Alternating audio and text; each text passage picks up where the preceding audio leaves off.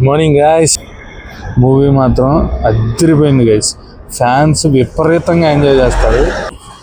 Elevations అయితే బేబచ్చం, అరాచకం. పవన్ కళ్యాణ్ అలా నడిచి వస్తుంటే పిడుగులు మెరుపులే. సుజీ తిరగదీశాడు పవన్ కళ్యాణ్ని. ఎలా అయితే ఫ్యాన్స్ చూడాలనుకుంటున్నారో ఆ రేంజ్లో చూపించాడు.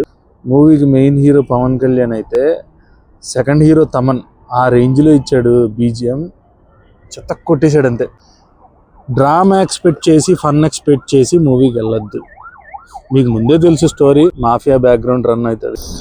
పవన్ కళ్యాణ్ గారి స్టైలిష్ లుక్స్ అయితే ఉన్నాయి భయ్యా. బాబా ఇంతకుముందు ఎప్పుడు చూసుండ్రు, ఆ రేంజ్లో ఉన్నాయి. మూవీ ఫ్యామిలీకి అయితే ఎక్కకపోవచ్చు, ఫ్యాన్స్ మాత్రం బీభత్సంగా ఎంజాయ్ చేస్తారు. నాకు బాగా నచ్చింది. చాలా డేస్ తర్వాత మూవీ చూసి హ్యాపీగా బయటకు వచ్చాను. ఆ రేంజ్లో ఉన్నారు పవన్ కళ్యాణ్ గారు. మూవీలో క్యారెక్టర్స్ గురించి పెద్దగా నేను మాట్లాడదలుచుకోలేదు. మూవీ పవన్ కళ్యాణ్ గారిని చూడాలి, ఒక రేంజ్లో చూడాలి అనుకుంటే మూవీకి వెళ్ళండి. బీభత్సంగా నచ్చింది. Fully action movie. సెకండ్ హాఫ్లో ఎమోషనల్ సీన్స్ ఉన్నాయి కానీ పెద్దగా పేలలేదు.